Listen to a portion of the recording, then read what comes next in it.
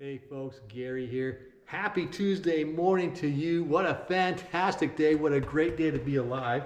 I don't know if you can see Cole here, but he's hanging out here in the garage. Man, what a fantastic day.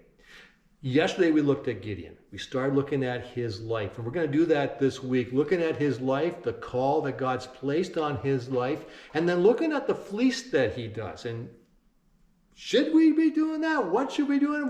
What's going on with that fleece? That's where we want to kind of end up. Well, today we're going to look at verse 13.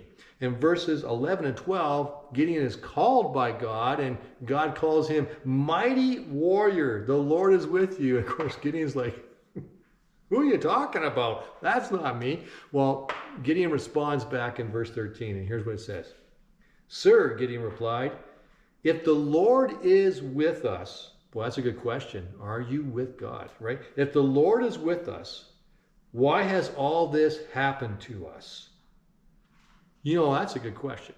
Why has all this happened to us? Why are the Midianites attacking us? Why are they stealing all of our stuff? Why are we under their oppression? What is going on? Why is this happening? Well, what's happening is this.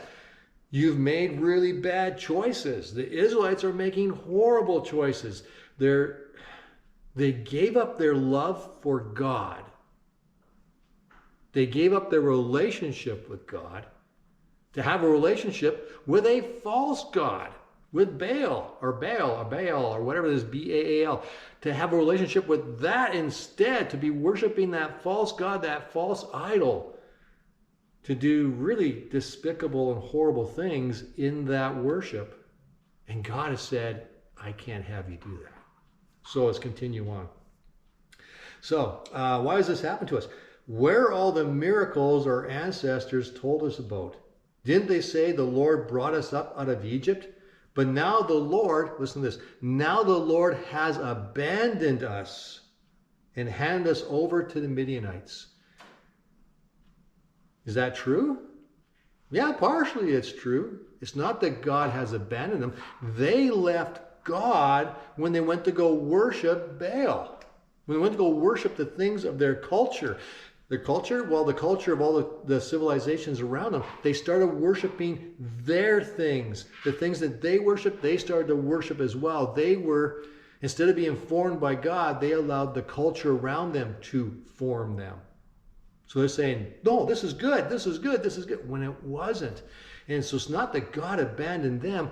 They left God. And now they're wondering, why is all this happening? Because they left God. They left his protection. They left his covering. And now the Midianites are coming in. What I find so sad about this is Gideon doesn't know God, really. The Israelites don't really know God. Yes, it's been a couple generations since they left Egypt, for sure. And so, man, I don't know how many hundreds of years that would be, but it would be some. So I guess that would be hard, right? The stories only go so far.